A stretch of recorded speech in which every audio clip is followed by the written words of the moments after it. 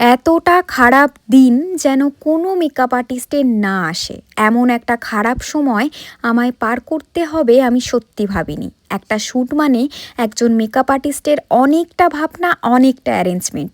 আর সেদিন যদি একটার পর একটা খারাপ ঘটনা তোমার সাথে ঘটে কেমন লাগবে? তবে শুধু খারাপ ঘটনাই নয়, কিছু ভালো সময়ও আমরা কাটিয়েছি।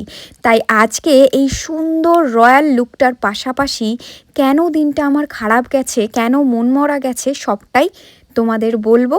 শেষ পর্যন্ত দেখতে হবে। ওই যে শুরুতেই বললাম না যে একটা শ্যুট মানে একজন মেকআপ আর্টিস্টের অনেকটা ভাবনা, অনেকটা অ্যারেঞ্জমেন্ট। আর তারপর যদি ঘটে কিছু খারাপ ঘটনা। দিনটা ছিল স্টুডেন্টদের ডেমোস্ট্রেশনের দিন, নতুন স্টুডিওতে প্রথম ডেমো, সব কিছুই ঠিকঠাক। যেহেতু সব কিছু নতুন সেট করা, তাই হঠাৎ এসি চালাতে গিয়ে দেখলাম যে এসিটা কোনো কারণে ডিস্টার্ব হচ্ছে। ওপরের ঘর, হল, রুম, এতজন স্টুডেন্ট, মডেল সবটা নিয়ে এই গরমে ডেমো দেখানো সম্ভব নয়। উপায় খুঁজে না পেয়ে নিজের বেডরুমেই স্টুডেন্টদের নিয়ে ডেমো দেখাতে বসে পড়লাম। সত্যি বলতে শুরুটা যে সেদিন এমন হবে ভাবিনি, তবে সারা দিনটা কেটেছে কিন্তু বেশ মজার।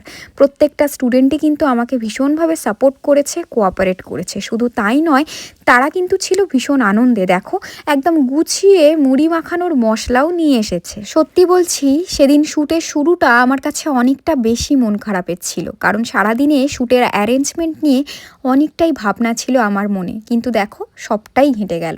তবে যাই বলি, মডেল আর স্টুডেন্টরা কিন্তু অনেকটা কোঅপারেট করেছে। একটা ছোট্ট রুমের মধ্যে এই লুকটা আমি ওদের করে দেখিয়েছি, ওরা কিন্তু ভীষণ মনোযোগ দিয়ে খুশির সঙ্গে দেখেছে।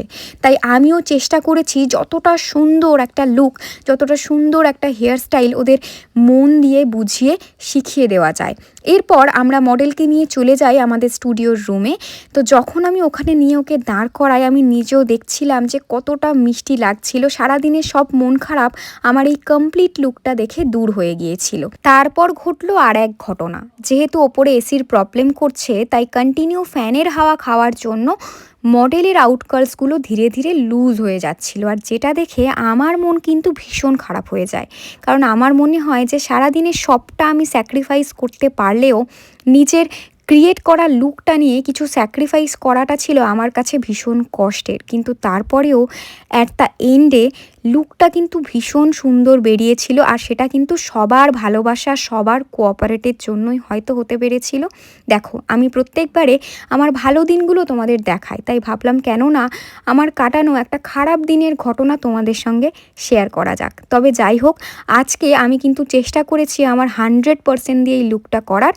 তোমাদের কেমন লেগেছে আমার করা এই লুক আর আজকের গল্প